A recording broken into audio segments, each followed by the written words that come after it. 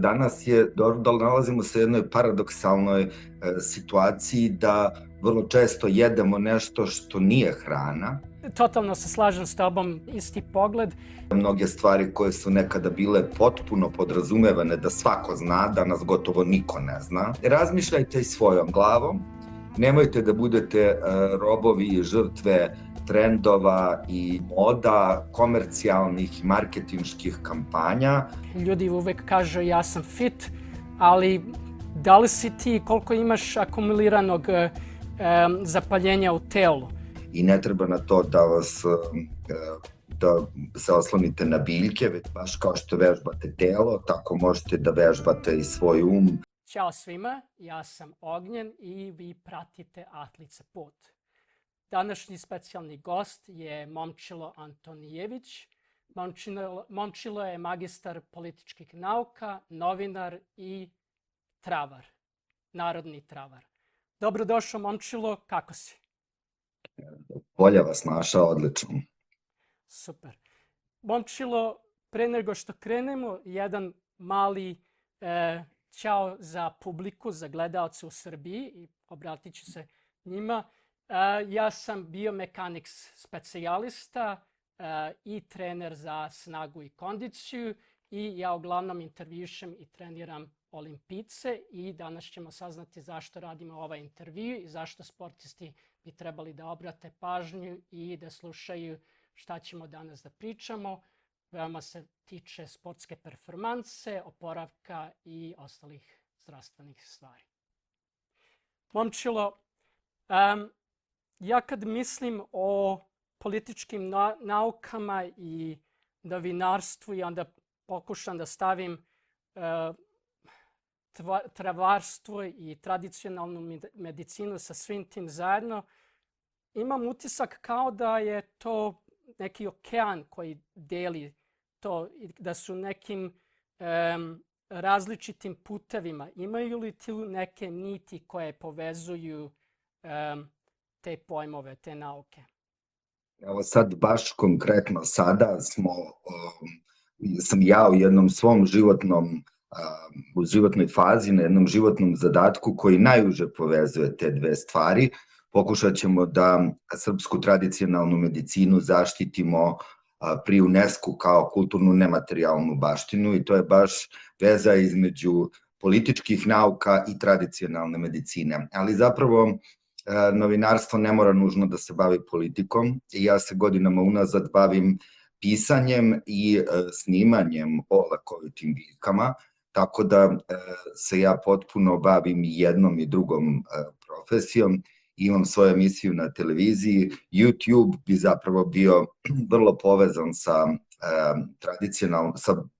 tradicionalnim konceptom novinarstva, a moje povezani sa tradicionalnom medicinom, jer YouTube kanal Snaga bilja koju vodim od 2013. godine bavi se baš lekovitim biljkama. To možda deluje samo nekome na početku pomalo neobično, ali zapravo te dve stvari se jako dobro kombinuju i ukoliko se nađe pravi modus, one mogu jedna drugo i znanja iz jedne i iz druge oblasti mogu da budu vrlo korisna i kompatibilna. Znači, jedna daje potporu drugome, posebno u tvom životu gde koristiš novinarstvo i znanje u novinarstvu da stvoriš platformu da bi pokrenuo Snagu bilja, pokrenuo prirodnu, narodnu travarstvo i medicinu. Kada si ti prvi put spoznao da su političke nauke i ta tradicionalna medicina bitne za tebe? Da, novinarstvo je palo kao odluka u mom životu, odnosno studiranje novinarstva i komunikologije iz moje želje da steknem jedno široko znanje iz društvenih nauka, a u Srbiji kada studirate novinarstvo na Fakultetu političkih nauka, onda zaista dobijete dobro i temeljno znanje iz filozofije, iz sociologije, iz psihologije, iz istorije, to su sve nauke koje su mene jako zanimale. Međutim, interesovanje za tradicionalnu medicinu, odnosno za travarstvo je starije od mog interesovanja za novinarstvo i ove godine će biti 33 godine kako se bavim proučavanjem i sakupljanjem lekovitih biljaka, to je počelo 1993. godine, tako da moje interesovanje i bavljenje lekovitim biljkama imaju neki primat u odnosu na novinarski posao. Vrlo često te dve stvari se uvek se na neki način upotpunjuju, ali postojali su periodi u životu kada je jedna bila dominantnija u odnosu na drugu, ali nekako sada mislim da su obe našle svoj dobar način, dobar modus kako mogu međusobno maksimalno da se podržavaju. Znači, to je bio neki proces pronalaženja balansa i baš sam hteo da pitam, pošto je to nekako organski sve nastalo, sad zvuči kao da je to balans i jeste balans po onome što govoriš. Kako si ti u svom životu sebe video kroz sve te godine kao novinara, kao političkog mislioca, kao narodnog travara? Kako si ti sam na sebe gledao? Ja sam sebe uvek video, uvek sam sebe video kao narodnog travara i kao novinara i kao divljeg kuvara i kao Užičanina i kao Beograđanina, pošto ja živim u Beogradu duže nego što sam živeo u svom rodnom gradu i uopšte ne mislim da treba da se postavljaju te distinkcije ili si ovo ili si ono. Mislim da je važno da čovek radi ono što voli, da se trudi u tome, da to radi na najbolji mogući način, da živi tamo gde voli i da se onda postižu odlični rezultati čime god da se bavite. Danas će nam trebati travar i ekspertni pogled travara, pa da se osvrnemo na tu temu, topik i da pogledamo nešto što je veoma bitno za sportiste. Šta bi ti predložio sportistima koji treniraju, imaju veoma teške treninge, bitno im je da imaju high performance, da imaju brzo oporavak. Kakve biljke, trave, čajeve od trava bi ti predložio za to? Ja bih recimo svim sportistima koji aktivno treniraju predložio da koriste cveklu. Iako to možda deluje kao nešto što je vrlo jednostavno, ali zapravo ozbiljna naučna istraživanja koja su se bavila performansama sportista i biljkama i ishranom koja može da im pomogne iz 2024. godine pokazala su da korišćenje 90 ml soka od cvekle za 27% može da poboljša performanse sportista, da ubrza njihov period koji im je potreban za oporavak. Jako se preporučuje taj sok i ljudima koji imaju srčanu insuficijenciju, to naravno nije slučaj, ali nije obično slučaj kod sportista, ali zapravo tim ljudima je čak do negde 36% se poboljšava ta respiratorno kardiovaskularni status. Tu su i te biljke i gljive, posebno koje se vekovima koriste da se pojača izdržljivost sportista i jedna od najpoznatijih je piskavica ili grčko seme, na engleskom fenugreek, odnosno na latinskom Trigonella phoenum graecum, koja svoje ime nosi po grčkoj kolevci olimpijskih igara, u kojima pouzdano znamo da su na tim prvim olimpijskim igrama učesnici koristili seme piskavice da bi postigli što bolji rezultat na tim igrama. To nije ni malo neobično zbog toga što piskavica sadrži vrlo važne i značajne mikronutrijente, sadrži mnogo gvožđa, ali u dobroj proporciji sa drugim mineralima, sa bakrom, sadrži mangan, magnezijum, kalcijum, jako dobra za jačanje i izdržljivost kostiju, povećava broj crvenih krvnih zrnaca, što je takođe veoma važno kada su sportisti u pitanju, a postoje tu i bezbedne za upotrebu, a postoje tu i gljive koje svakako treba pomenuti. Jedna od njih, verovatno najpoznatija, je cordyceps, koja se tradicionalno koristi u medicini Dalekog istoka, dakle tibetanskoj, indijskoj, kineskoj tradicionalnoj medicini i kineski olimpijci danas koriste cordyceps i bili su testirani na različite vrste dopinga, jer je delovali su sumljivo upravo zbog tih njihovih performansi. A ako treba da pomenemo još neke, ona zapravo, ta gljiva povećava količinu energije koju mi raspolažemo, ali one jako dobro deluju i na naše mitohondrije i pomažu normalan rad tih energetskih pumpi naših ćelija u kojima se zapravo nalazi tajna dobre fizičke spremnosti. Takođe gljiva koja deluje na ovaj način, koju treba pomenuti, je reishi, odnosno hrastova sjajnica ili vilina kašika, kako se još zove ova biljka. Inače, ova biljka je, iako i ona dolazi sa dalekog istoka i znanje o njoj sa dalekog istoka, raste i kod nas, ima je u hrastovim šumama u Evropi, u Srbiji. Cordyceps koji je sinensis, koji je primarno biljka sa dalekog istoka, takođe ima sortu, odnosno vrstu Cordyceps militaris koja je autohtona na našim područjima. I sad ta kombinacija različitih gljiva sa zelenim čajem, recimo, to su bili recepti koji su nekada u Japanu korišćeni, ninja su ih imale sa sobom uvek za slučaj kada je neophodno da unesu sve mikronutrijente, a nisu u mogućnosti da jedu i da piju. One su bile lake za nošenje i relativno male veličine, tako da su mogle da pomognu u preživljavanju, što je nekada bilo jako važno. Ali kada su ove druge biljke u pitanju, onda treba da pomenuli smo biljke, pomenuli smo gljive, hajde da pomenemo i alge, i mislim da su one jako važne i jako dobre, specijalno spirulina i hlorela. To su alge zelene alge i modre alge koje pomažu da postanemo i ostanemo zdravi, ali da naša krvna slika bude dobra. One su potpuno neškodljive i meni je drago da one postaju sve popularnije i kod nas, jer mi nismo imali tu tradiciju upotrebe algi u našoj ishrani. Mislim da jako veliku ulogu igraju i adaptogene biljke. Adaptogeni su grupa biljaka i gljiva, Cordyceps i reishi spadaju u tu grupu, ali adaptogene biljke kao što su ashwagandha, kao što je rodiola, kao što je moringa, kao što je sladić recimo, pa čak i piskavica može da se ubroji u tu grupu biljaka, one ne deluju na rešavanje nekog konkretnog problema, već pomažu našem organizmu da se izbori sa različitim vrstama i nivoima stresa kojima je naše telo izloženo.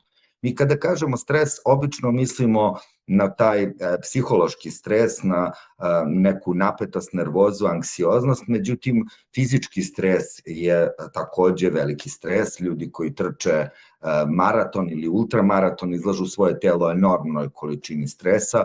U stresne faktore mogu da se ubrajaju i zračenje, može da se ubraja i izlaganje nekim opasnim hemijskim i fizičkim materijama, tako da nije stres samo nerviranje i tu te adaptogene biljke pomažu da se naš organizam sam izbori sa izazivačima tog stresa i da svoj odgovor na stres prilagodi da on bude najadekvatniji i najbolje moguće.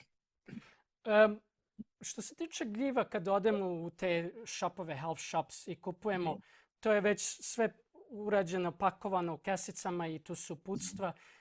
Kako bi se piskavac koristio?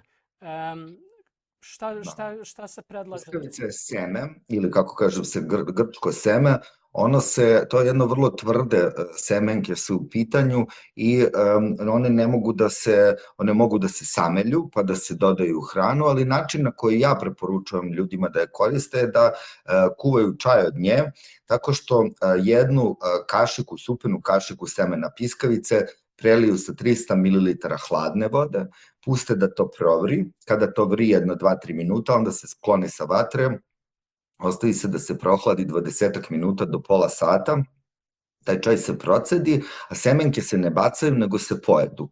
Jako je važno, jer one imaju jako puno u sebi vlakana koja su izuzetno važna za zdravlje naših creva, sadrže sluzi, tako da te semenke ne treba baciti, već popiti čaj i te semenke pojesti.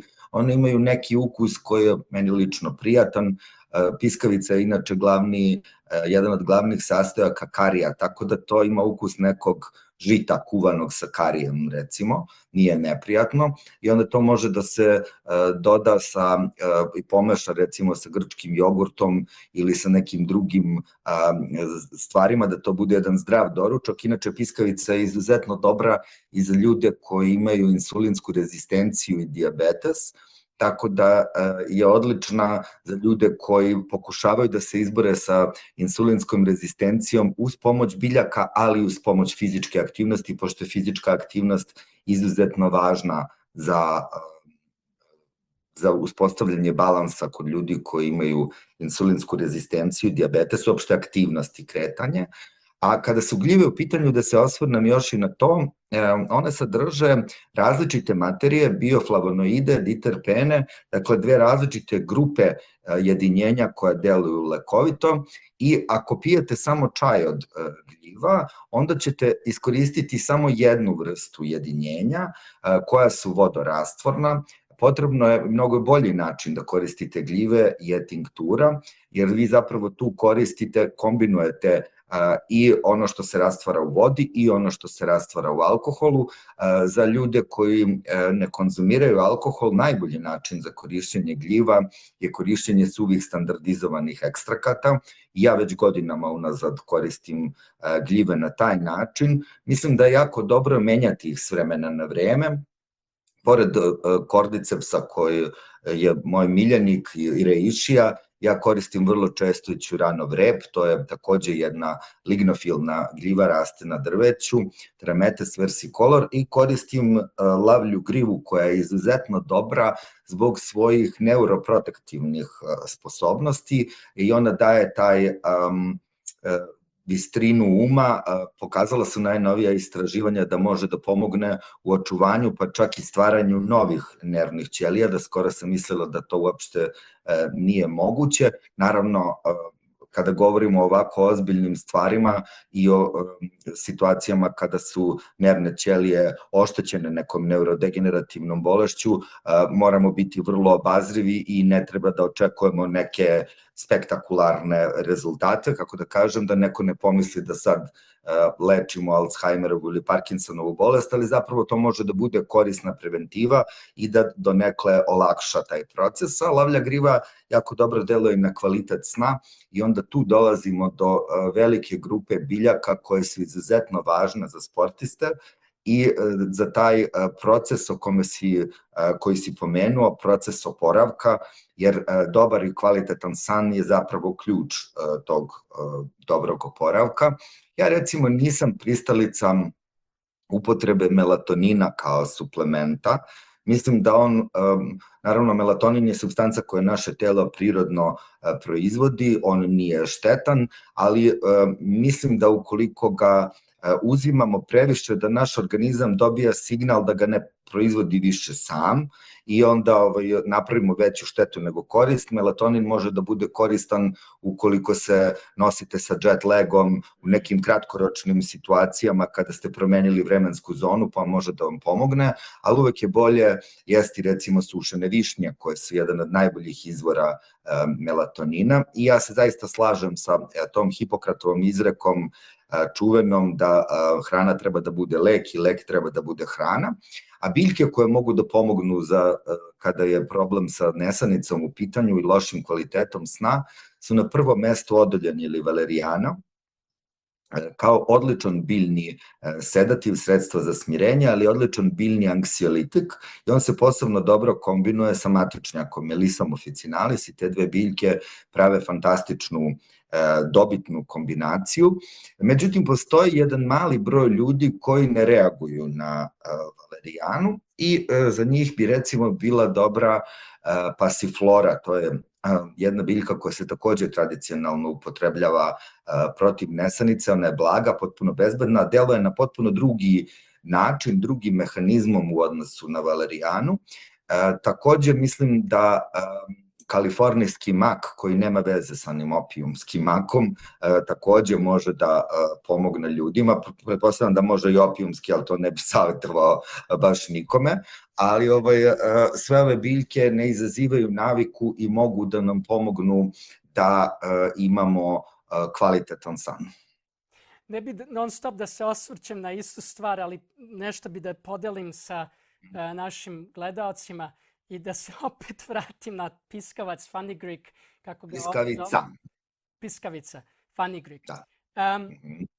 Kod mene lično, i to je moje lično iskustvo, svaki put kad imam bolove u stomaku, kad imam naduvenost, ja uzmem fenugreek i to žvaćem i progutam i prestanu bolovi. Tako da je veoma, meni lično, to je moje iskustvo, bilo dobro za varenje i sve što je dobro za varenje isto podstiče dobar imunni sistem. Tako da ja mislim da je to taj krug koji je veoma bitan u sportu. Odlično djeluje na organe za varenje, a posebno se preporučuje kod ljudi koji imaju problem sa nervoznim crevima i sa, recimo, smenjivanjem obstipacija, odnosno zatvora i proliva, pošto to zna da bude problem, spet taj leaky guts, kako se to zapravo zove na engleskom, jer ona utiče i na jedan i na drugi problem i potpuno je bezbedna, ne izaziva naviku, tako da jako dobro deluje na varenje, a potpuno se slažem sa tobom da su zdrava creva zapravo osnov dobrog zdravlja i zdravog imuniteta i zapravo izgradnja kvalitetnog, dobrog i zdravog mikrobioma je izuzetno važna stvar i zbog toga je tu važno koristiti biljke koje imaju i probiotike, kao što je fermentisana hrana, recimo kiseli kupus najpopularniji kod nas, jabukovo sirće, koje takođe kada je dobijeno procesom prirodne laktobacillus fermentacije može da pomogne, ali biljke koje sadrže prebiotike. Prebiotici su zapravo vlakna kojima se hrane te korisne bakterije u našem mikrobiomu. Najpoznatiji prebiotik je inulin i njega najviše ima u korenu cikorije, odnosno vodopije, tako da je to odlična stvar za ukoliko želimo da učinimo uslugu našim crevima. Cikorija se vrlo često koristi u tim napicima koji su zamena za kafu i treba biti vrlo obazriv, iako je cikorija sama kao biljka izuzetno lekovita, zahvaljujući tom inulinu, ona deluje ne samo dobro na creva, već deluje odlično i na ljude koji imaju problem sa dijabetesom, insulinskom rezistencijom, deluje jako dobro na jetru, ali ti različiti komercijalni proizvodi koji su zapravo zamena za kafu od cikorije vrlo često mogu da sadrže ogromne količine nekih štetnih dodatih materija i vi misleći da pijete nešto zdravo, vi zapravo činite kontrauslugu svom organizmu i na kraju se ispostavi da je bolje da ste popili kafu umesto toga, ali to se naravno ne odnosi na biljku cikoriju, već se odnosi na te komercijalne proizvode gde se zapravo ti različiti dodaci, aditivi stavljaju da bi se poboljšao ukus, miris, konzistencija, produžio rok trajanja tog proizvoda, tako da ukoliko koristite cikoriju kao zamenu za kafu, naučite da pažljivo čitate etikete i da kupite dobar proizvod. Da pitam ovo pitanje, i ovo je nešto što sportisti uvek pitaju mene lično. Mi imamo suplemente i sad kad pričamo o suplementima, pričamo o prirodnim stvarima, ali opet to je ekstrakt iz neke biljke, neke trave i onda kad ljudi dođu i prodaju te suplemente kažu pa ovo je samo koncentrisano iz te biljke i mnogo je bolje i jače nego ta biljka zato što dobijamo koncentrat.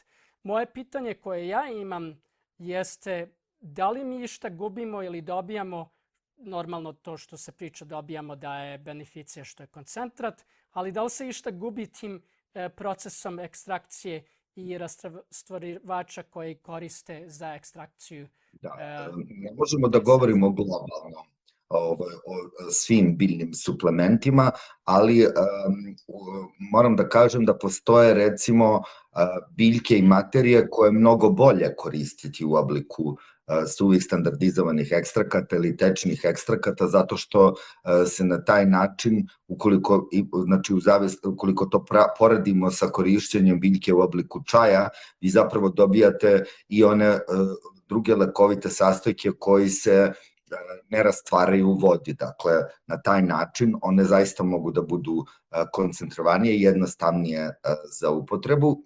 Vrlo često nije slučaj da su ti suplementi koncentrovaniji, zbog toga je važno dobro znati i čitati te etikete. Vrlo često su oni hipodozirani, dakle ima manje tih aktivnih materija nego što bi trebalo da bude za dejstvo za koje se taj suplement propagira.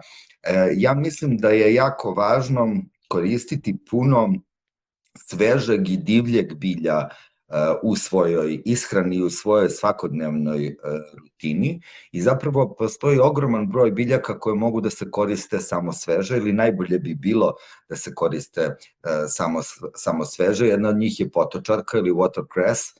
To je jedna biljka koja raste u potpuno čistim vodama, potocima i ona sadrži ta sumporna jedinjenja koja deluju fantastično na naš respiratorni trakt, na kapacitet naših pluća, u tu grupu spada i dragoljub, dakle to su sve biljke koje treba upotrebljavati u svežem obliku. Kada da se vratimo za trenutak na suplemente, kada su oni u pitanju, ja mislim da je važno ne preterivati sa količinom, jer sve je otrov i ništa nije otrov i ja ne mislim da je dobro recimo ljudi kada piju 8 ili 10 različitih suplemenata, prosto mislim da je to dodatno opterećenje za jetru i da to treba da bude pažljivo smišljeno, analizirano, personalizovano prema ličnim potrebama nekog čoveka, prema njegovim afinitetima, životnim navikama i eventualnim zdravstvenim problemima sa kojima se on suočava. Generalno, kada su sportisti u pitanju, biljke koje imaju protivupalno dejstvo mogu da im pomognu izuzetno i jedna od najpoznatijih biljaka je kurkuma. Ona sadrži te kurkuminoide jedinjenja koja deluju snažno protivupalno, međutim slabo su bioraspoloživa i neophodno je tu kurkumu kombinovati sa nekim drugim biljkama ili nekim drugim sredstvima koja povećavaju bioraspoloživost njenih aktivnih materija.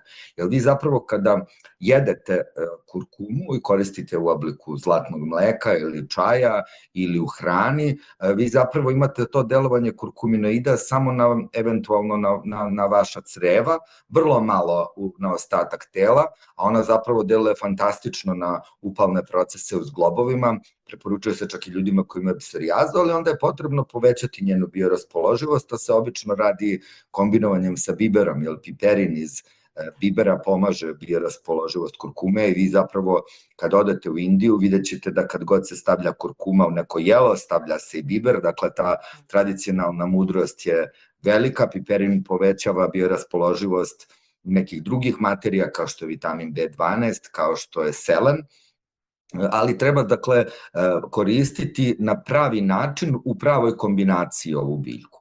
Još jedna biljka koja ima snažno protivupalno delovanje i koja se posebno preporučuje sportistima kod sportskih povreda i kod različitih vrsta upalnih procesa je tamjan.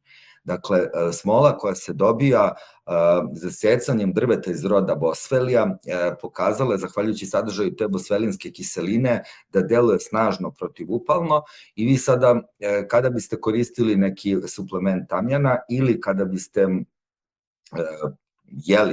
gutali zrnca tamjana kao što se to nekad radilo, onda biste dobili fantastičan rezultat i to zaista može da ubrza oporavak od nekih sportskih povreda, ali jako je važno napomenuti da se mora koristiti pravi tamjan, jer danas vrlo često tamjan je nešto što se koristi u religioznim obredima svih velikih religija, koriste ga i hrišćani, i jevreji, i hindusi, i muslimani, ali vrlo često postoji taj plagirani tamjan koji se zapravo dobija od mlevenjem te prašine otpadom od dobijanja tamjana koji se meša sa magnezijum stearatom i to nikako nije dobra stvar da ga pijete, nije dobro ni da ga palite, jer taj magnezijum stearat zapravo daje taj zagušljivi miris koji može da nam smeta, tako da je uvek važno znati da koristite ispravnu stvar i da je koristite na pravi način.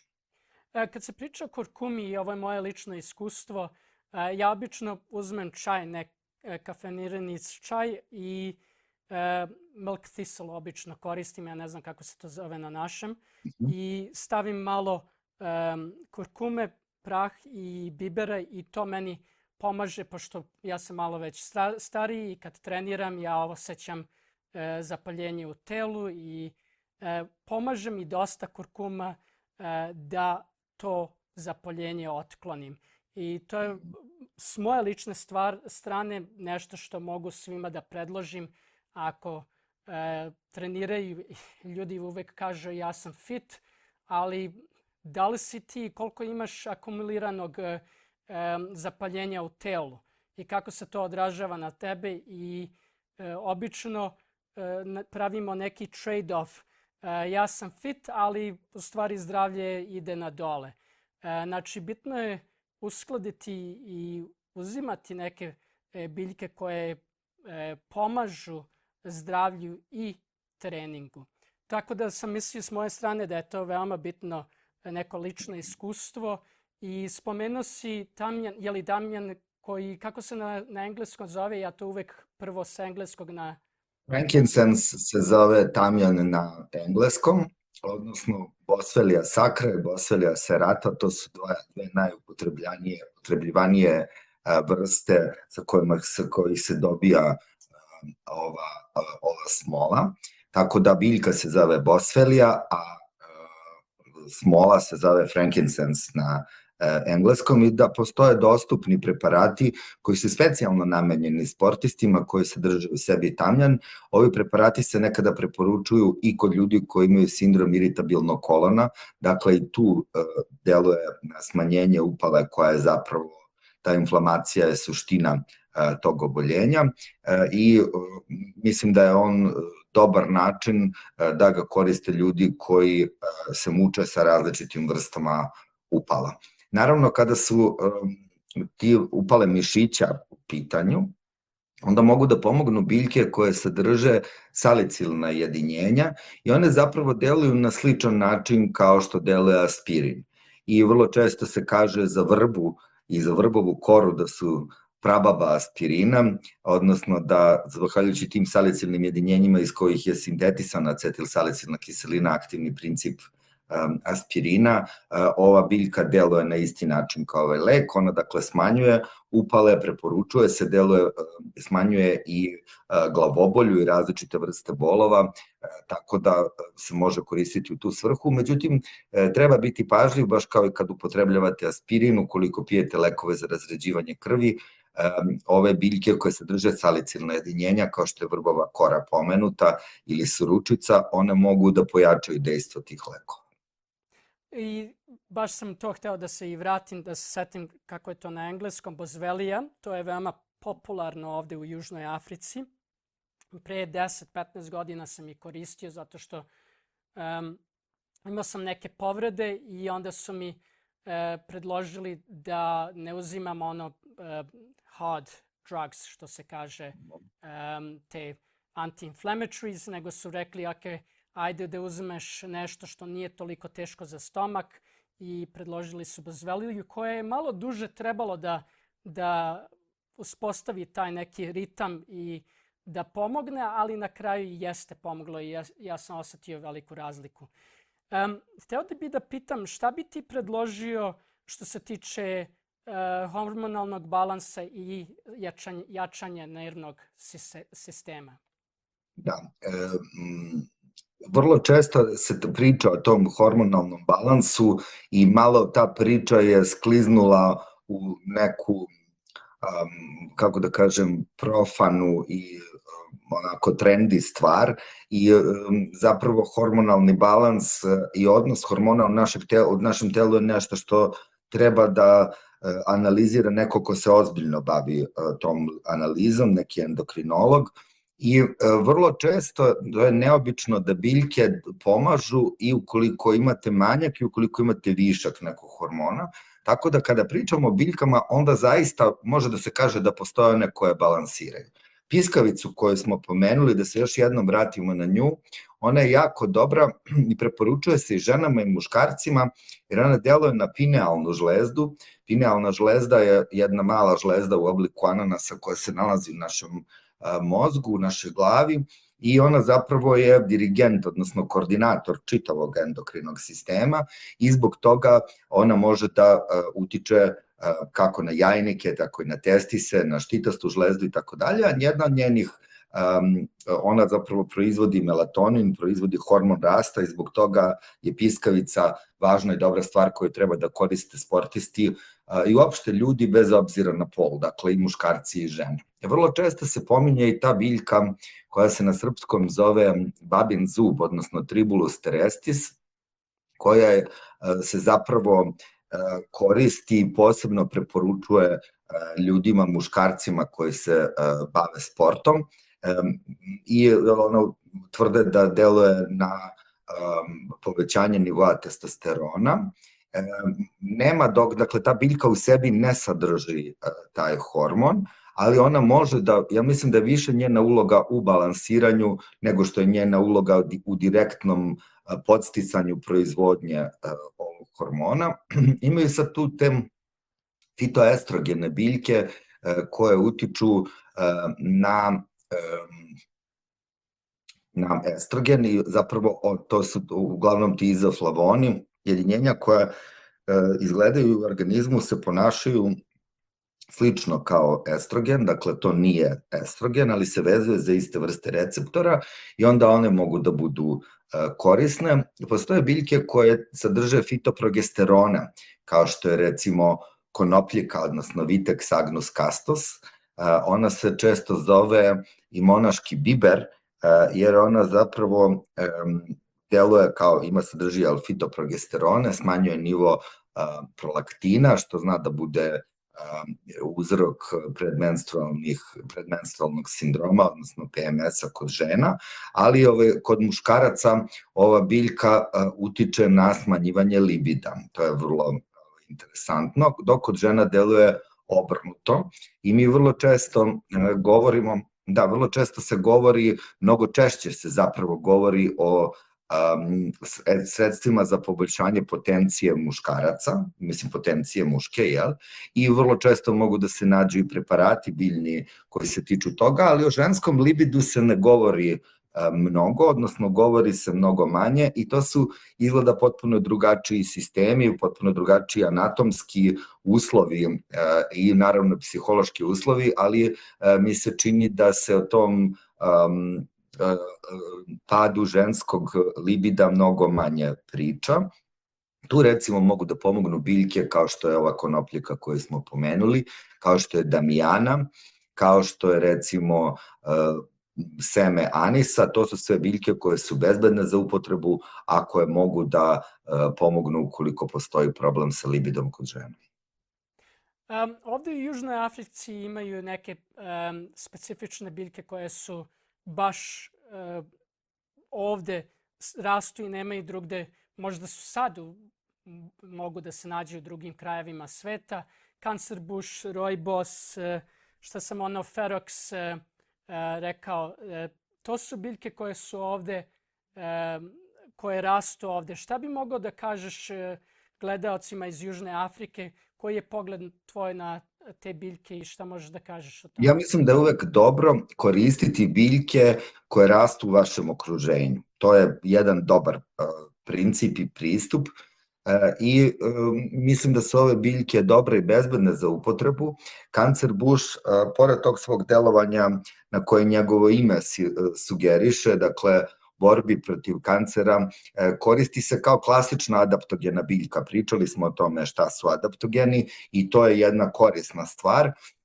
Aloe ferox je jedna vrsta aloe koja raste u Južnoj Africi. Inače, sve vrste aloja su poreklom iz Južne Afrike, pa i ona aloe vera koja raste kod nas, aloe arborescens. One su se odatle raširile. Ljudi vrlo često misle da su u pitanju kaktusi, ali zapravo to su biljke iz porodice ljiljana, samo su sukulentne, i kod njih one deluju tako što pomažu regeneraciju tkiva, sadrže te aktivne biogene stimulatore koji stimulišu kako ćelije biljke, tako i ljudske ćelije i deluju odlično na varenje. Tako da su to biljke koje su dobre i koje mogu da se upotrebljavaju da poboljšamo i održimo svoje dobro zdravlje. Da se malo vratim unazad, nešto što sam hteo da pitam, šta bi predložio ljudima, dosta sportista pati sa balansom, psihičkim balansom, ne bi sad da ulazim u neke dijagnoze, nisam ekspert u tome, ali obično ako pričamo psihičko, ja bi samo se zadržao na tome, na osetljivi su na društvo, osetljivi su na kritiku performanse. Šta bi ti predložio za dobar psihički balans i zašto i u kakvoj upotrebi? Da, pa mislim da je psihički balans i reagovanje na stres stvar koja se malo i vežba, baš kao što vežbate telo, tako možete da vežbate i svoj da malo bolje podnosite kritiku i ne treba na to da se oslonite na biljke, već da se oslonite na svoju neku praksu. Ja mislim duboko da fizičko napredovanje, odnosno fizičko treniranje mora bude praćeno psihičkim, jer ukoliko se javi disbalans tu, onda će nastati ozbiljan problem.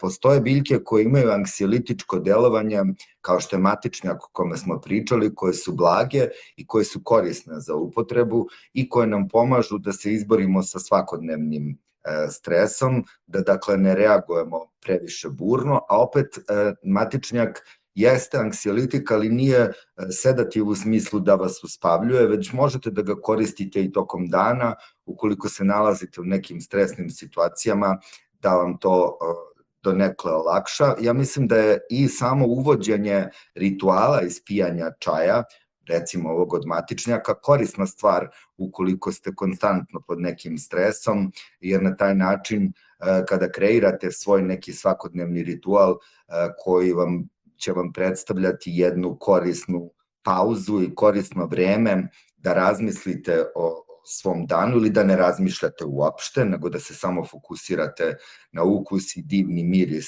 čaja od matičnjaka, da to može da bude vrlo korisno. To je jedna zdrava navika i svima toplo preporučujem da dan počnu i dan završe šoljom nekog čaja. Te čajeve možete i da menjate, ne moraju uvek da budu isti. Generalno, kada su i biljni pripravci bilo koji u pitanju, mislim da je dobro promeniti ih s vremena na vreme, koristiti ih u određenom periodu, pa onda zameniti nečim drugim. Naravno, postoje biljke kod kojih je strogo propisano koliko dugo mogu da se upotrebljavaju, bez bojazni da izazovu neke štetne efekte. Recimo, sladić je biljka koja ima adaptogeno dejstvo, deluje fantastično na smanjenje najrazličitih upala, odlično deluje na jetru, jako dobro deluje na disajni trakt, ali može da izazove zadržavanje natrijuma u organizmu i onda može da vam se poveća krvni pritisak i zbog toga je dobro koristiti ga recimo 2 nedelje u kontinuitetu, pa onda napraviti pauzu 7 dana, pa ponoviti ceo proces. Mislim da je to recimo dobar način da se ta biljka likoriš na engleskom, Glycyrrhiza glabra, upotrebljava i da iz nje imamo samo njeno blagotvorno dejstvo.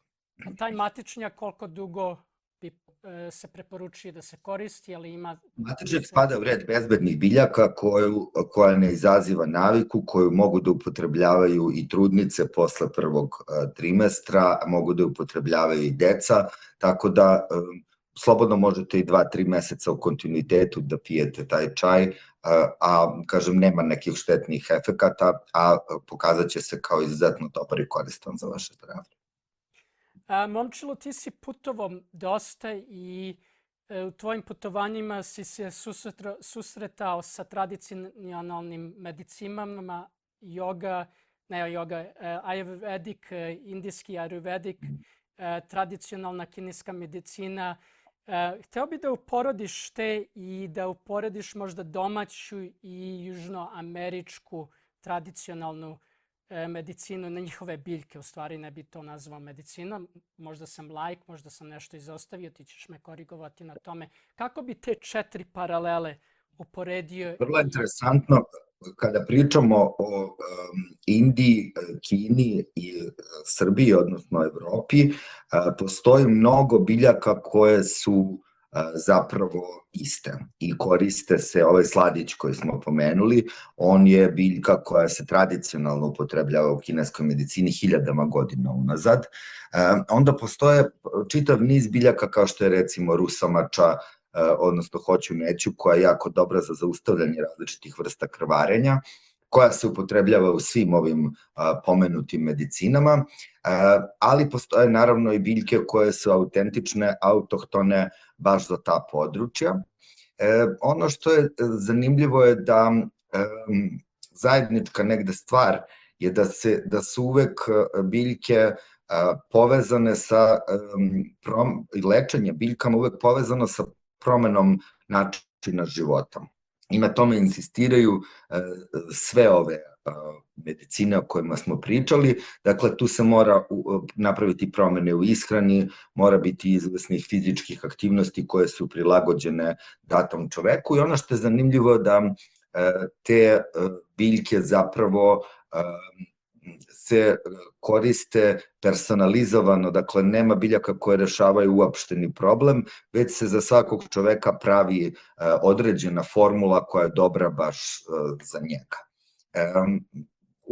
U kineskoj tradicionalnoj medicini oni zapravo najveći akcenat stavljaju na balansiranju tih različitih energija koje moraju biti u ravnoteži. Ova južnoamerička tradicionalna medicina oslanja se na veliki broj biljaka i izuzetno je dobra u kombinovanju tih biljaka. Meni je recimo jako interesantno i nadam se da ću uskoro imati priliku da odem na Madagaskar, jer oni imaju vrlo interesantnu tradicionalnu biljnu medicinu i vrlo specifičan način kako biljke upotrebljavaju, kako ih kombinuju, taj jedan vrlo izgrađen sistem tradicionalne medicine i sačuvano veliko znanje, tako da i afrička medicina je u tom smislu vrlo meni interesantna i zanimljiva. Ona ima jednu specifičnost koja je meni sad kao travaru posebno interesantna, a to je da znaju da uz pomoć nekih jedne biljke potenciraju ili smanje dejstvo druge biljke. U tome su posebno dobri, što je vrlo korisno ako koristite neke biljke jakog fiziološkog dejstva, koje su zapravo otrovne. Onda vi te otrovne biljke, kad ih pravilno iskombinujete sa nekim drugim, dobijate iz njih samo pozitivan efekat na vaše zdravlje, bez bojazni da budete otrovani.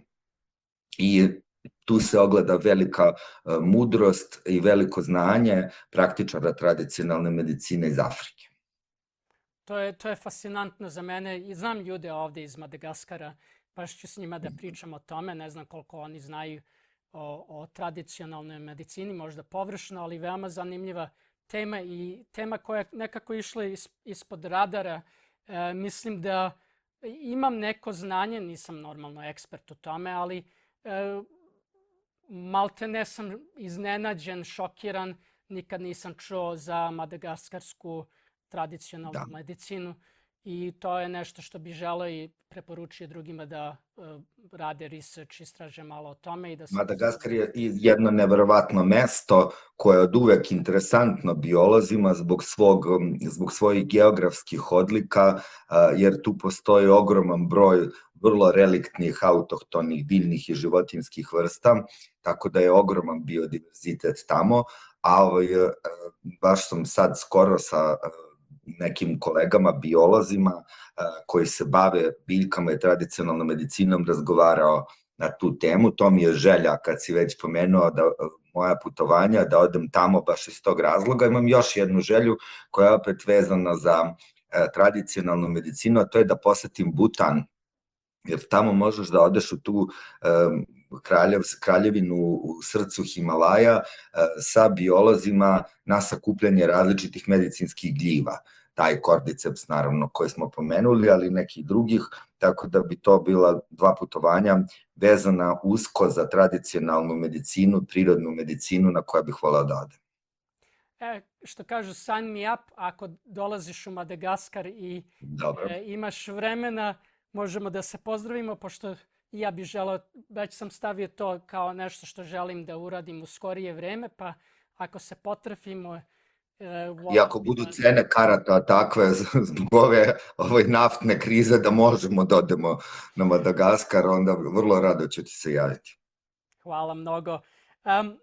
Htio bih da se vratim na tradicionalnu kinesku medicinu i ajurvedu, zato što nešto si spomenuo i to je nešto što meni odmah šalje signal, pošto oni mnogo stavljaju efekta na to korišćenje hrane, znači ishrane kao medicine. Znači ne samo biljke, nego kako se ti ishranjuješ i onda se to sve kalibruje, podešava osobi.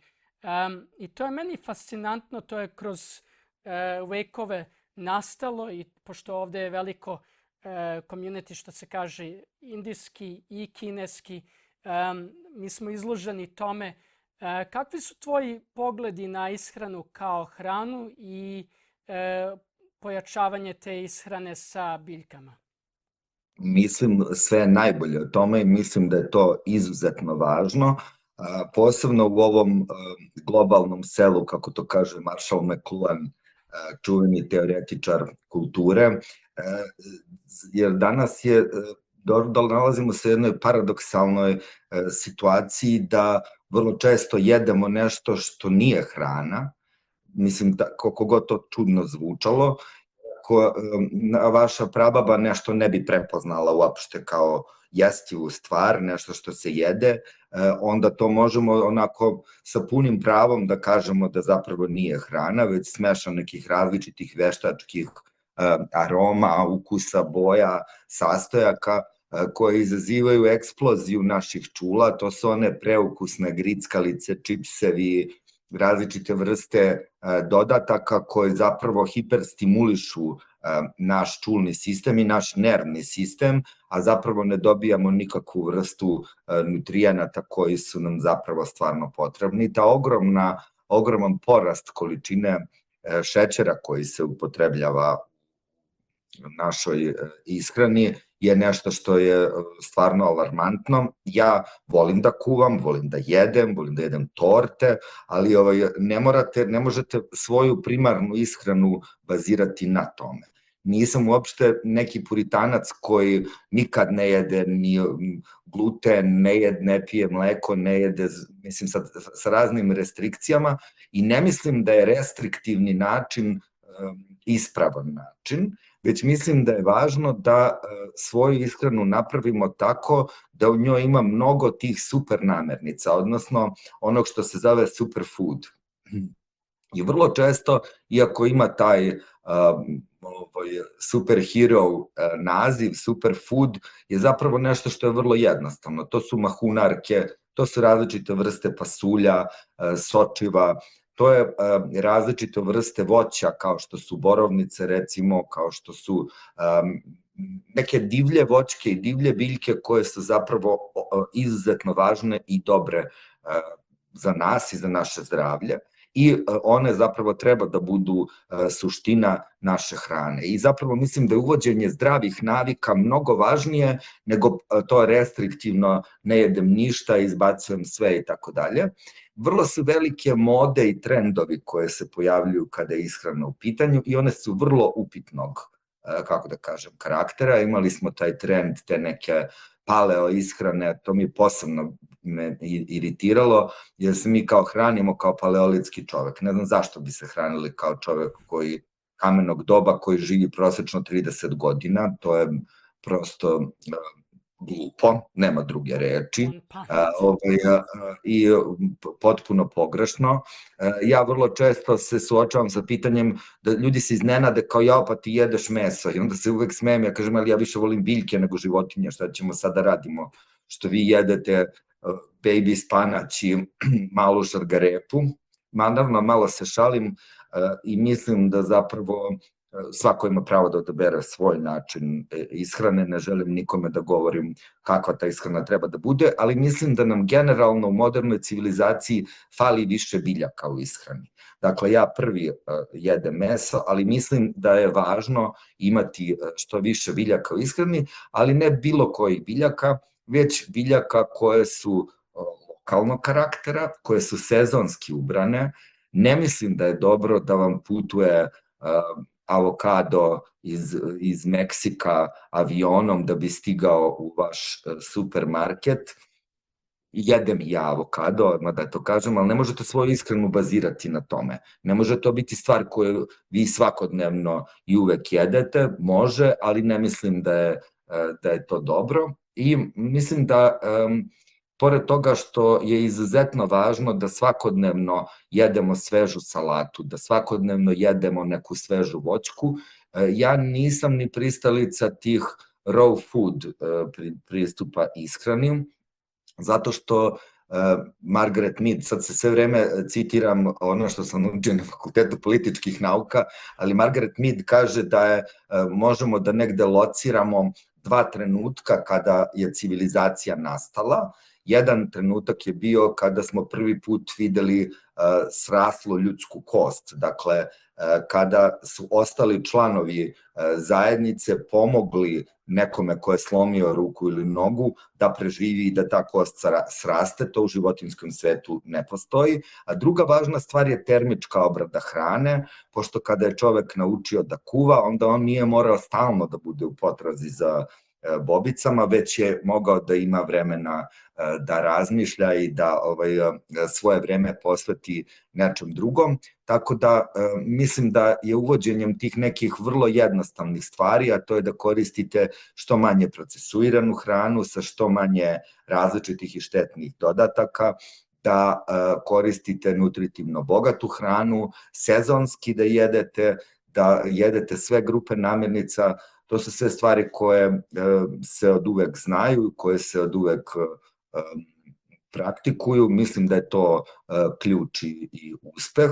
Mislim da nije neophodno da samo jedete neke egzotične crne pirinče, čija semenke i tako dalje, iako lično volim jako crni pirinač da jedem, ali ne može vam to biti osnova vaše hrane ako ste iz Srbije. Osnova vaše hrane treba bude kupus, mislim, ta skromna, fantastična, izuzetno lekovita biljka. I nekako mislim da je dobro probati nešto novo, ali da osnova, temelj naše ishrane mora biti nešto što je autohtono za područje gde živite. Ja kad kupus probam, obično se nadujem zašto je to. Znam da je bogato enzimima, ali ne znam zašto, nisam ni baš radio neki... On sadrži, kao i sve biljke iz porodice kupusarica, sadrži sumporna jedinjenja i sadrži veliku količinu vlakana. I generalno je dobro kupus, kada ga iseckate i spremate salatu, izgnječiti fizički rukama, jer na taj način ta vlakna postaju svarljivija. Treba početi od manje količine i prelaziti ka većoj. Generalno kupus je stvar koja je izuzetno korisna kada se jede sveža ili kada se jede fermentisana. I zapravo kiseli kupus, koji je osnova srpske ishrane u zimskom periodu, je pravi multivitamin naših prabaka, koji sadrži i probiotike i prebiotike i pomaže da naša creva normalno funkcionišu.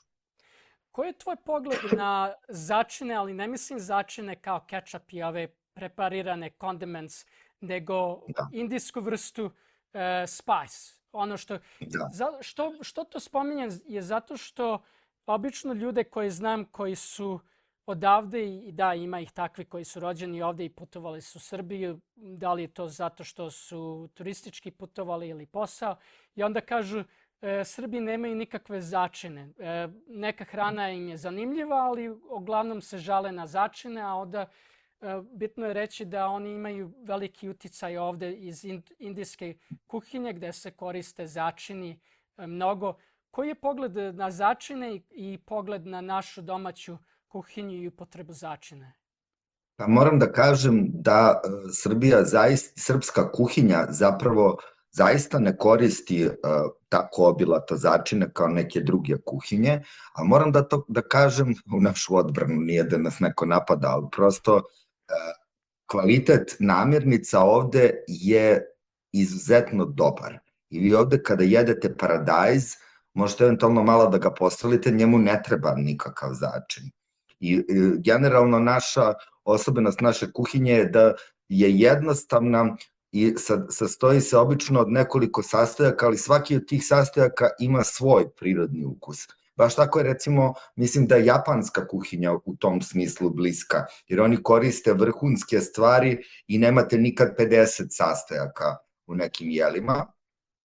I vrlo često upotreba začina je mnogo veća u toplim zemljama gde se hrana mnogo lakše kvarila. To je druga sad stvar, jer su začini nekada upotrebljavani prvenstveno kao sredstva za očuvanje kvaliteta, za očuvanje ispravnosti hrane, ali da se malo pokrije ukus ako hrana krene da se kvari, prosto da se to maskira. Ali mislim da je upotreba začina izuzetno dobra i jako korisna. Kada govorimo o začinima, mislim da su izuzetno korisni ti indijski začini kao što je biber, kao što je đumbir. To su sve začini koji se u srpskoj kuhinji upotrebljavaju gotovo 1000 godina. Nama uopšte to nije bilo nepoznato. I cimet, i karamfilić, i đumbir, koji čak imamo i srpskoj, odnosno turcizam koji je iz arapskog jezika došao za biljku đumbir, dženđefil, i on se pominje u našoj lirskoj narodnoj poeziji, ali bih volao da ljudima sugerišem još veću upotrebu tih biljnih začina, naravno i ovi su biljni, ali korišćenje peršuna, korišćenje celera, korišćenje ruzmarina, bosiljka, origana, to su zaista korisne navike u našoj hrani, ali ruzmarin čak i u tim količinama u koje ga dodate u neko meso ili u neki sos, ima svoje lekovito dejstvo, deluje protivupalno, umanjuje različite vrste bolova i svi ovi začini koji sam pomenuo poboljšavaju varenje. Nije uopšte čudno zašto se lovor dodaje kada se priprema prebranac ili kada se sprema sarma ili podvarak, jer ne samo da daje dobar ukus ovim tradicionalnim srpskim jelima, već i pomaže i olakšava varenje, specijalno te teške masne hrane, često koja je bogata začinima. Sad, slaganje i korišćenje začina je čitava jedna mudrost koja se uči i vrlo je interesantno da zapravo nam Indusi fale začini u našoj kuhinji, a nama je opet, bez obzira na ogromnu količinu začina koju koriste, sva ta hrana ima isti ukus i svi koji su bili u Indiji mogu to da posle 15 dana vrlo to sve slično je ukusa, jer mi zapravo nemamo ni razvijene receptore za prepoznavanje tih finesa u količinama začina kojih ima mnogo, tako da svaka kuhinja ima svoju specifičnost, ali mislim da u tome i leži lepota, baš u toj raznolikosti. I jedna od mojih omiljenih stvari je isprobavanje različite vrste hrane kad negde odete i mislim da je raznolikost izuzetno važna u ishrani, da treba uvoditi nove namirnice, probati nove začine i otkrivati ukuse koje možda nismo znali da nam se dopadaju. Konversno, neko bi mogao reći da za Induse i možda ovde lokalne ljude bi isto tako bilo veoma nuanced, kako reče, nijanse imaju slojeve, da naše namirnice bez začina bi bile dosta upakovane u te slojeve koje možda oni ne bi mogli da razdaznaju, pošto obično to je sve uz začine, spices koje oni koriste. Znači, oni imaju razvijen ukus za začine i mi imamo razvijen ukus za prepoznavanje koliko je dobra namirnica. Bi tako moglo da se kaže. Mislim da se slažemo. Momčilo, nešto što bi se hteo osvrnuti i dotakao sam, zagrebao sam i moje znanje, nekako sam hteo da istražim više i nikad se to nije meni dalo, ali uvod tome svemu je bio Paul Stemec koji izučava pečurke gljive godinama i ja mislim da prvi put kad sam i čuo za njega bio to u jednom podcastu sa Joe Roganom i pričao je o psilociblinu i ayahuasca iskustvu i tome. I šta bi mogao da kažeš o psilociblinu i šta bi mogao da kažeš o njihovim tradicionalnim južnoameričkim medicinama? Psilocibin nije autohton samo za Južnu Ameriku. Psilociba cervica raste na Goli i na Tari. To se postoji i ovde. Nije autohtono samo za Južnu Ameriku. Različita upotreba halucinogenih gljiva i biljaka je nešto što postoji jako dugo, hiljadama godina unazad. I mi imamo pogrešnu percepciju o tome zato što se danas ti psihodelici i jedinjenja koje deluju psihodelično posmatraju kao droga i kao neka vrsta zavisnosti za kojom se poteže zabave radi. To je jedna potpuno nova konstelacija, pošto nikada tokom ljudske istorije halucinogene biljke i gljive nisu se upotrebljavale da se mi sad dobro provedemo, da nam bude lepo, već se sve uvek upotrebljavale u strogo kontrolisanim uslovima, u ozbiljnim situacijama, da dobijemo odgovore na ozbiljna pitanja do kojih ne možemo da dođemo racionalnim putem. Već dolazimo, dakle, tim nekim iracionalnim, halucinogenim putem. I tu je važno napraviti razliku. Dakle, o tome da vi jedete magic mushrooms i psilocibin, izađete u grad i odete na rave, mislim sve najgore. A u upotrebi kontrolisanoj tih jedinjenja za postizanje zdravlja ili za dobijanje nekih odgovora do kojih možete da dođete, mislim da može da bude izuzetno korisno i dobro, ali to je jedno klizavo polje gde zaista morate da znate šta radite. Nije za eksperimentisanje, nije za neku kućnu upotrebu, nije za neke početnike i važno je naravno se i opredeliti za pravu vrstu instruktora, učitelja i pravu vrstu biljke, odnosno gljive. Upotreba ayahuaske je recimo vrlo zanimljiva i interesantna, pošto to nije jedna biljka, već dve biljke, koje međusobno kada se iskombinuju postižu taj efekat. Jer zapravo taj dimetiltriptamin koji je izazivač tog halucinogenog efekta ayahuaske je jedinjenje koje prirodno postoji u našem organizmu. Dakle, nije nešto sintetičko i neobično na šta naš organizam ne zna šta je. Mi imamo receptore za to, kao što imamo i receptore za kanabinoide i ta supstanca postoji u različitim biljkama i u našoj tradiciji, recimo u korenu trske. Sad je specifično pošto dimetiltriptamin, odnosno DMT, ne može da se resorbuje kroz digestivni trakt, ukoliko mu ne dodate jedno jedinjenje, inhibitor monoaminske oksidaze, koga recimo ima u kantarionu. I vi biste teoretski, nisam probao, mogli da kombinujete trsku i kantarion i da dobijete napitak sličan ayahuasci.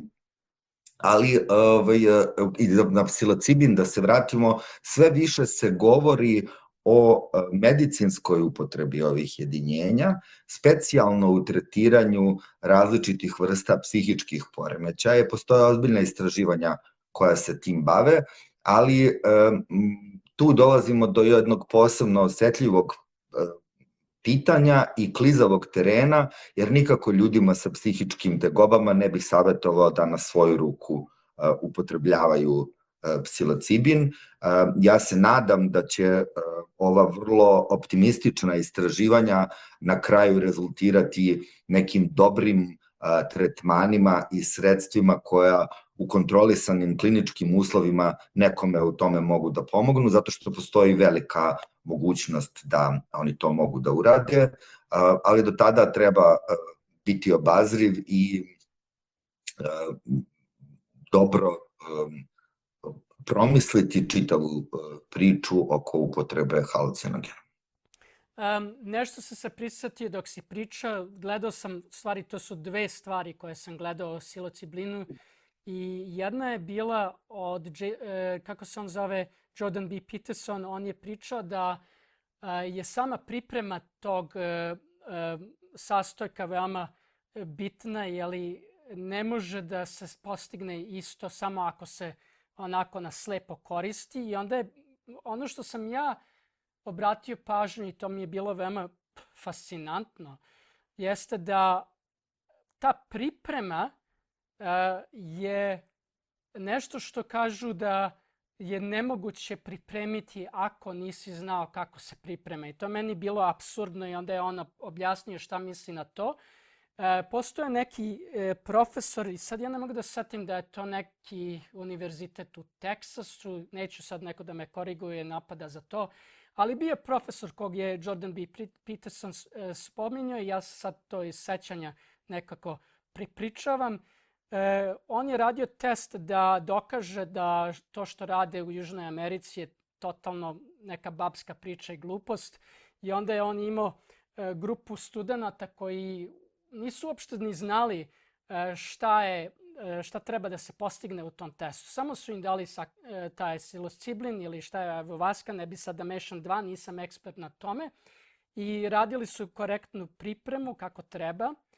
I on je teo da dokaže da taj kolektivni trip koji se dešava je glupost. I šta je taj kolektivni trip? Oni su kolektivno imali trip da, i to je nešto što staroseodaoci pričaju o tome, da uđeš u taj sun dream state i telo umire i onda se ti sa naše planete prelaziš u drugu planetu i susrećeš se sa ljudima ili ljudskim bićima sličnim nama koji su neka vrsta učitelja i koji su, i to je sad taj apsurdni koncept, idem pun krug, koji su nas naučili kako da pripremamo taj psilociblin za koji jednostavno je nemoguće pripremiti ako ne znaš kako se priprema.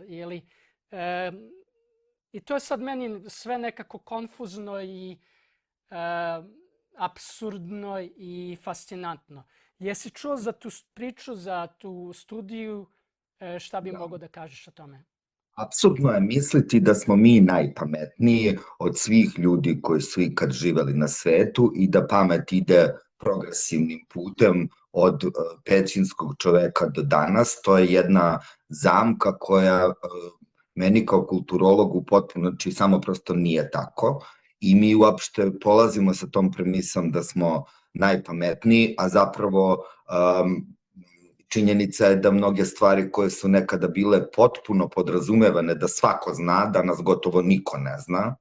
Kako da ti kažem, to je sad da nam neko da sečivo i pusti nas u šumu da preživimo, pitanje je s kojim uspehom bi mi to danas izveli, a to je zapravo neka elementarna mudrost na kojoj se zasnivalo preživljavanje i život. Razlika i pogrešna premisa, po mom mišljenju, u svim tim eksperimentima je što se eksperimentalno pokušava dokazivanje ili opovrgavanje nečeg što je nastalo, nekog znanja koje je nastalo posmatranjem. I zapravo vi kada ste posmatrali i bili u aktivnoj korelaciji sa biljkama i životinjama, vi ste bili sastavni deo tog ekosistema, vi onda drugačije percipirate sve to i naravno učite o tome kako se različite biljke primenjuju. Danas je taj princip drugačiji i vrlo često se ti kulturološki aspekti upotrebe ovih biljaka i gljiva potpuno ni podaštavaju, ne uzimaju u obzir, a zapravo su izuzetno važni i uvek je indikativno da je nešto kolektivna stvar, vezana za kolektivitet, vezana za čitavu zajednicu. I sad, recimo, veliki švajcarski naučnik Carl Jung, koji je prvi pisao i smislio taj koncept kolektivnog nesvesnog, ne bi nikako mislio da je glupo da ti kolektivni tripovi, aj tako da se kolokvijalno izrazim, imaju vrlo svoje utemeljenje u nauci. I zapravo to, iako to nama deluje kao neka magija i nešto neverovatno, mi zapravo delimo jedan zajednički deo našeg uma i naše ličnosti sa ostalim članovima zajednice i svim ljudima na svetu i upravo se to zove kolektivno nesvesno i mislim da halucinogeni imaju velike veze sa tim da nam olakšavaju pristup tom dalekom delu našeg uma koji neminovno svi imamo, tako da mislim da vrlo često moderna nauka gleda sa prezirom tako na neka tradicionalna znanja. Moje lično iskustvo je da kad nešto postoji 11.000 godina, ne može baš da bude glupo i potpuno neutemeljeno ni na kakvom znanju, ni na kakvom iskustvu.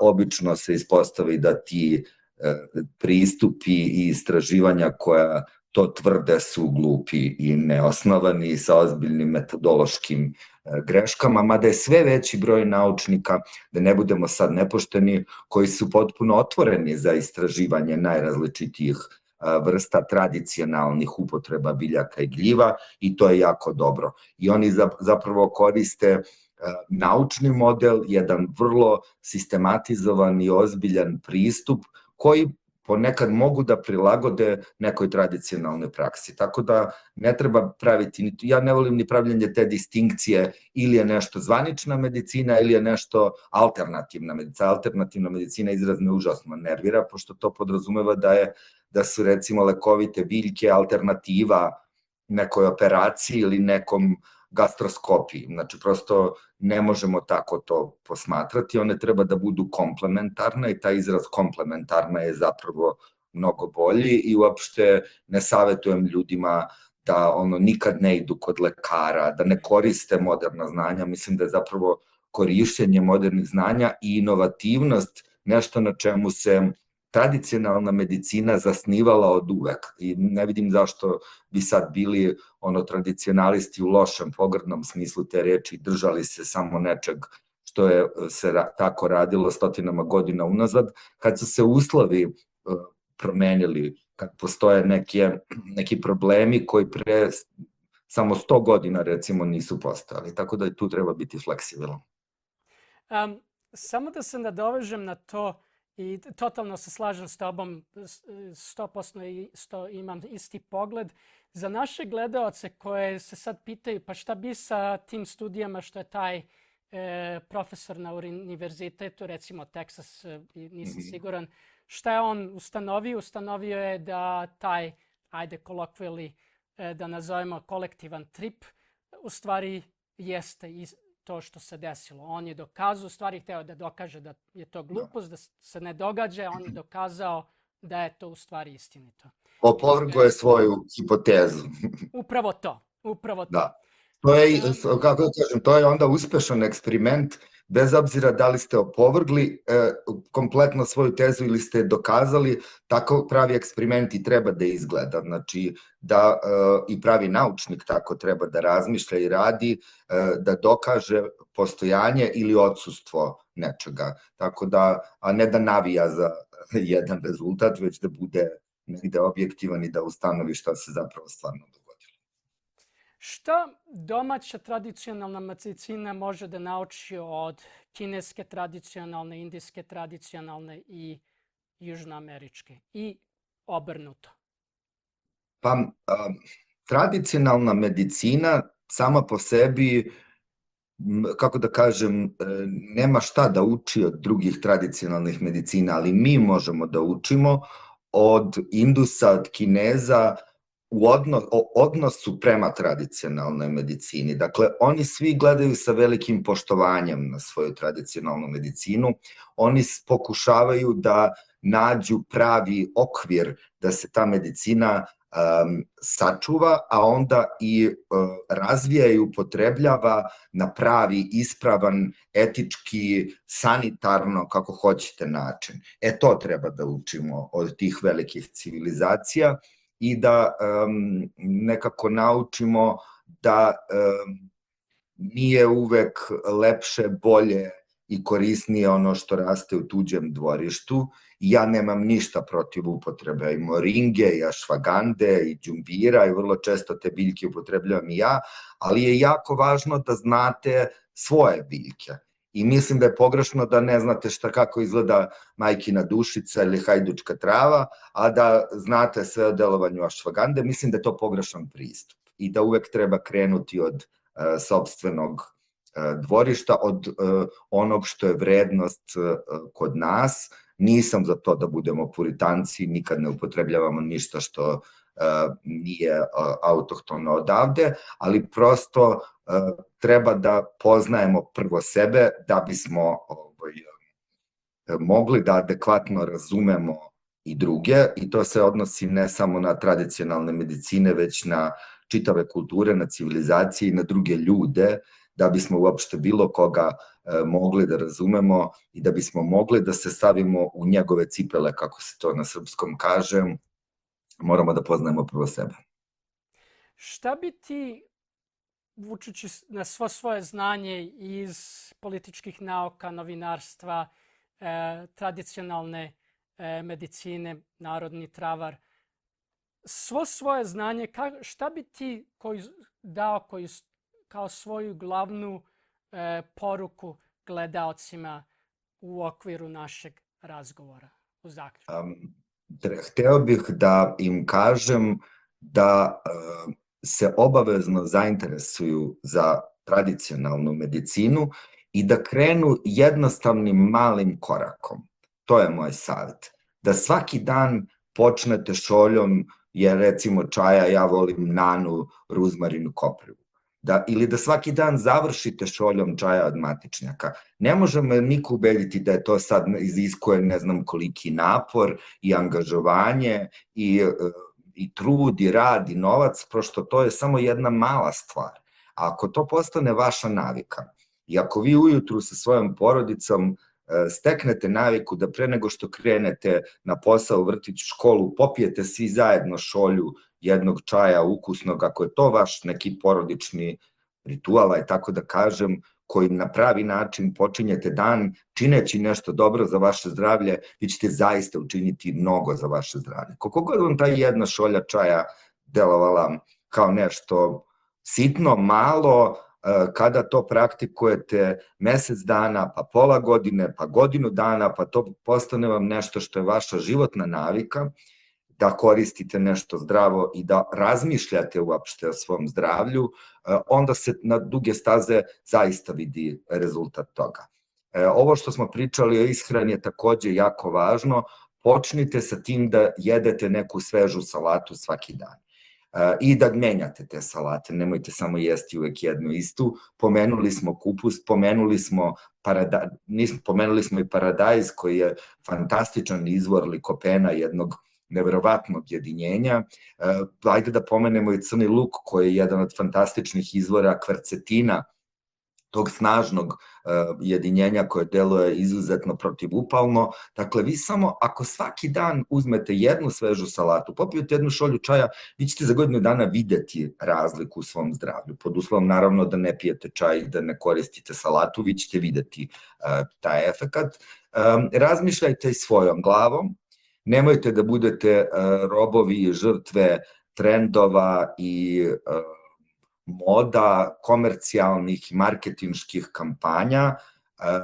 Razmišljajte svojom glavom, edukujte se, čitajte i moje iskustvo, i to bih želeo da možda i na taj način završimo, je da nemojte davati ogroman novac za proizvode od biljaka, zato što iza tog ogromnog novca se uglavnom krije prevarant koji želi da zarađuje na tuđoj muci. Sad šta je kome mnogo, malo, šta je jeftino i skupo, to su sad pitanja na koje svako daje svoj odgovor, ali mislim da biljni lek ne sme da košta kao jedna prosečna plata ili polovina plate. Mislim da to uglavnom iz mog trodecenijskog iskustva iza toga se obično kriju vrlo beskrupulozni prevaranti. Hvala Momčilo, to je sjajna poruka. Mislim da si mnogo znanja i iskustva podelio sa našim gledaocima. Zagrebali smo dosta tema. Možda neki drugi put može da uđemo malo specifičnije i dublje u te pojedine teme. ali u ovom okviru ja mislim da je to bilo perfektno. Izvor si velikog znanja i opet veliko zahvaljenje i nadam se da ćemo imati opet intervju u budućnosti. Hvala i tebi na pozivu, bilo mi je zadovoljstvo i nadam se da se vidimo na Madagaskaru. Nadam se ja. Hvala mnogo, Momčilo. I Hvala. ja ću za gledaoce, samo da se okrenem ka ovoj kameri, završnicu da uradim. Za naše gledaoce, molim vas, pritisnete like, koment ostavite i uspratite nas. Hvala vam mnogo i vidimo se sljedeći put.